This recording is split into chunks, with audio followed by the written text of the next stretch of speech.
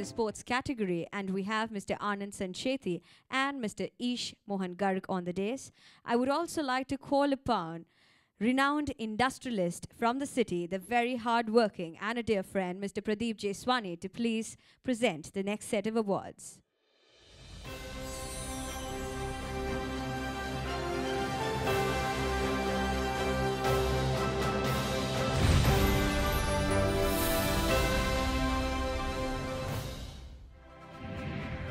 When innate talent melts with the right effort, ability shines brilliantly.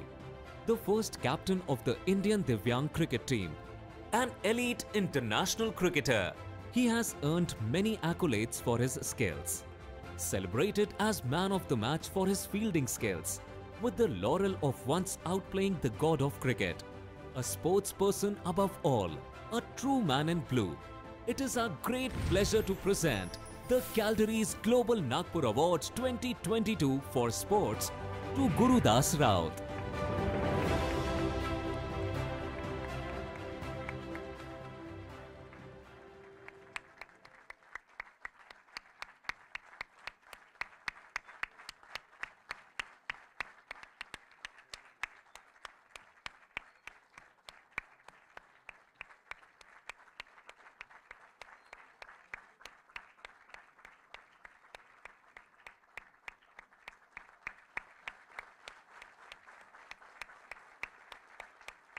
Congratulations, Mr. Gurudas Raut. I would request you to please also give us the Guru Mantra for success. सबसे पहले मैं धन्यवाद कहना चाहूँगा जो global award committee है जिन्होंने आज मुझे इस सम्मान से नवाजा।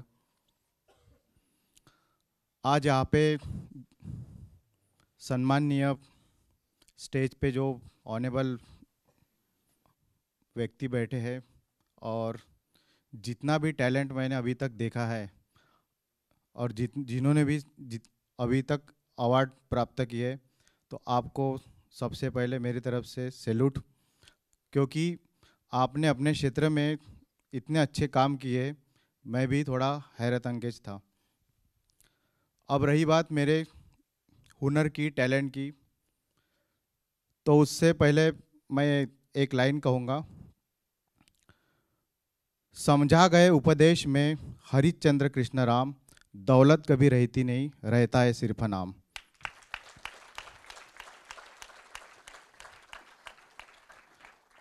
कबीरा जब हम पैदा हुए, जगह हसे हमर रोए, ऐसी करनी करे चलो कि हम हसे जगर रोए।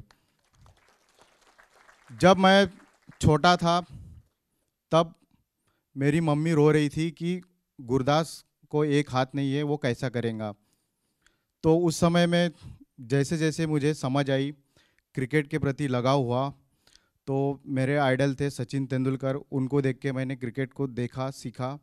दिव्यांग क्रिकेट की टीम पहले नहीं थी। जैसे जैसे मेरा इंटरेस्ट बढ़ता गया तो मैंने देखा कि मैं भी क्रिकेट खेल सकता हूँ, लेकिन खेलने के लिए बहुत सी दिक्कतें थी। पहले मैचेस टेनिस बॉल से होती थी, उसके बाद सॉफ्ट बॉल से हुई और आज टोटली लेदर बॉल से होती है। जैसे आप नॉर्मल क्रिकेट देखते हो वैसे ही सेम लेदर बॉल से दिव्यांग क्रिकेट खेली जाती है। लेकिन उस समय में बहुत सी दिक्कतें थी। सब लोग चिढ़ाते थे, अरे यार इसको तो एक हाथ नहीं है, ये कैसा करेगा। लेकिन मैंने कभी हिम्मत नहीं हारी। मेरे माता पिता मेरा कॉन्फिडेंस बढ़ाते थे और उस समय में लगता था कि मुझे भी कुछ करना है। जब ये समय आया, रूबी क्लब ज्वाइन किया।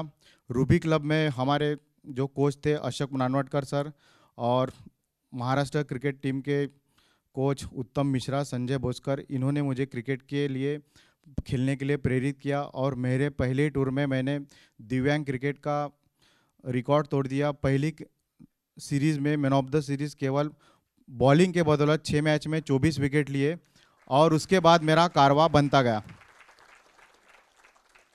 2012 में वो क्षण आया, तब इंडिया क्रिकेट टीम में कोई भी खिलाड़ी नहीं थे। जैसे आपने लगान पिक्चर देखा होगा, उसी टाइम में हमारी इंडिया की टीम थी, कोई एक दूसरे से परिचित नहीं था और सबसे पहला टूर था हमारा चिर प्रतिद्वंदी पाकिस्तान।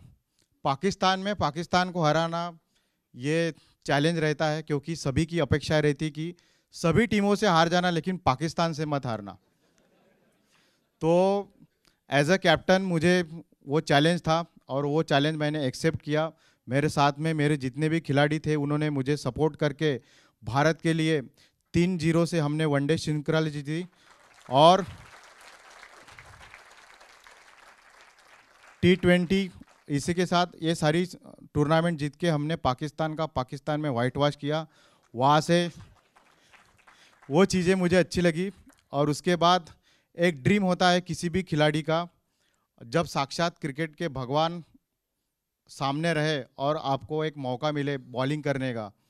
तो जब मैं क्रिकेट देखता था तो आप सभी भी उस चीज़ के गवाह होंगे कि हमारे जो गॉड है क्रिकेट के भगवान सचिन तेंदुलकर, उस समय में जैसे सचिन तेंदुलकर आउट होते थे, हम इतनी अंधश्रद्धा वाले लोग थे कि सचिन अगर वहाँ पे बैटिंग कर रहे तो हम जगह से हिलते नहीं थे और किसी को भी हिलाने भी नहीं देते थे, अरे भाई तू वहीं पे बैठ। उस समय से जैसे हमने क्रिकेट को सचिन को देखा तो मेरे मन में ऐसे लगा कि जब भी मुझे मौका मिले, और वो मौका मुझे मिला 12/12/2012 में, जब जामठा में सचिन तेंदुलकर इंडिया और इंग्लैंड का टेस्ट मैच खेलने आए थे। उस समय में मुझे मौका मिला और उस मौके में मैंने यही सोचा कि आज मुझे साक्षात भगवान मिल रहे तो मुझे भी कुछ करना है। तो उनको बॉलिंग करने के लिए मुझे VCA के जो पदाधिकारी थे अद्वैत मनोहर सर, उन्होंने कॉन्फिडेंस बढ़ाया कि आप जाओ। शरद पाध्ये सर, इन्होंने कि नॉर्मल तो बॉलर बॉल करते ही है कि ये फिजिकली चैलेंज बंदा आपको बॉलिंग करेगा।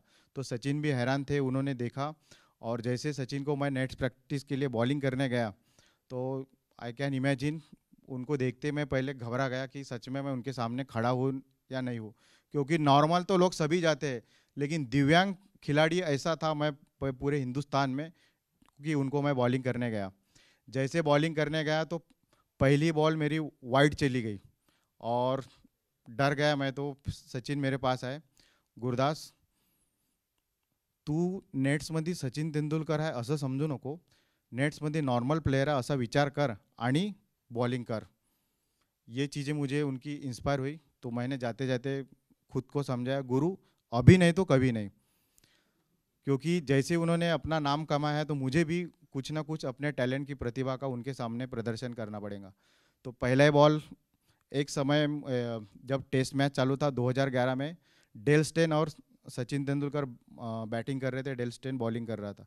डेल स्टेन ने पहला इन स्विंग डाला, सचिन ने कवर के ऊपर से 4 मारा। दूसरे ही बॉल पे सचिन को आउट स्विंग डाल के कीपर के हाथों में आउट किया। तो सेम किस्सा मेरे ध्यान में था, पहला बॉल मैंने इन स्विंग डाला, सचिन जी ने कवर के ऊपर से मारा। दूसरा बॉल सेम टप्पे पे डाला, सचिन तेंदुलकर की गिल्लियां बिखेर दी।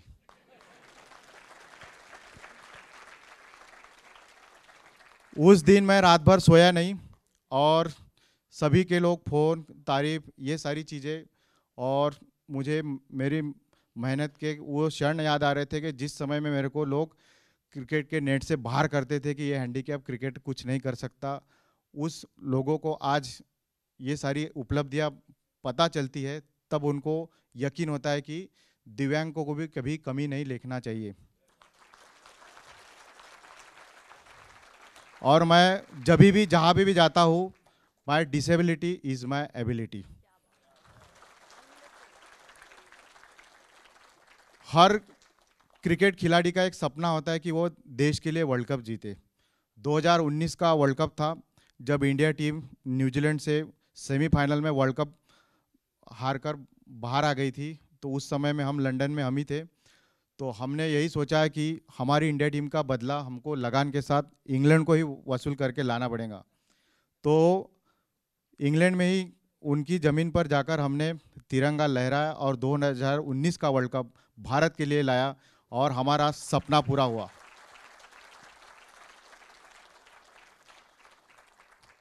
ये सारी चीज़ें मुझे मोटिवेट करती है। आप जैसे लोगों का, दुनिया में तो पैर खींचने वाले बहुत से लोग होते हैं, लेकिन उनमें से मैंने जो हमें सपोर्ट करते, जो मुझे सपोर्ट करते, उनमें से मैं उन व्यक्तियों को चुनता हूँ और उनको आदर्श मानकर उनसे अच्छी बातें सीखकर सामने कैसे बढ़ सकूँ, ये सारी चीज़ों पे मैं फोकस करता हूँ और अपने टैलेंट का किस प्रकार से यूज करना है और लोगों को किस प्रकार से ये सारी चीज़ें करवाना है, उन चीज़ों को भी देखता हूँ।